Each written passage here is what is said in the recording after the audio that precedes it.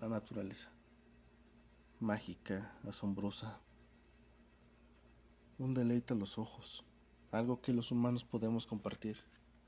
Un ejemplo de esto son los bosques, maravillosos lugares llenos de paz, tranquilidad, pero también llenos de misterios, cosas que no podemos explicar. Y esta es una de esas pruebas. Estamos acampando y se escuchan unos ruidos bastante raros. ¿Eso qué, boludo? No tengo ni idea.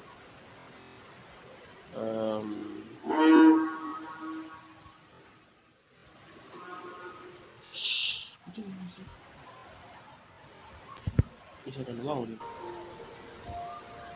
No, ñeri. No sé qué onda, pero hay unos ruidos medio. ¿La fábrica? No, fábrica no. ¿Escuchaste, boludo? No sé qué onda.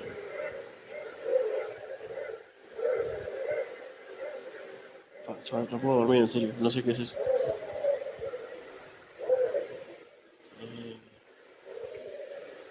No sé qué es ese ruido, boludo. ¿Gallinetas? No, no son gallinetas. Mira, mira, ya. A ver, sí. What the fuck. No sé qué onda.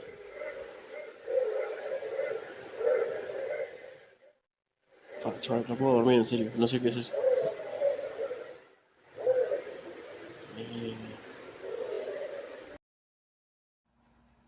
¿Qué habrá sido lo que se escuchó esa noche? Una fábrica se dice que no es. Almas, de espíritus, seres que habitan en el bosque. No lo sabemos. Pero de algo estamos muy seguros. La naturaleza oculta muchas cosas que no deben ser descubiertas. Porque si los encontramos, nos podemos llevar una mala sorpresa.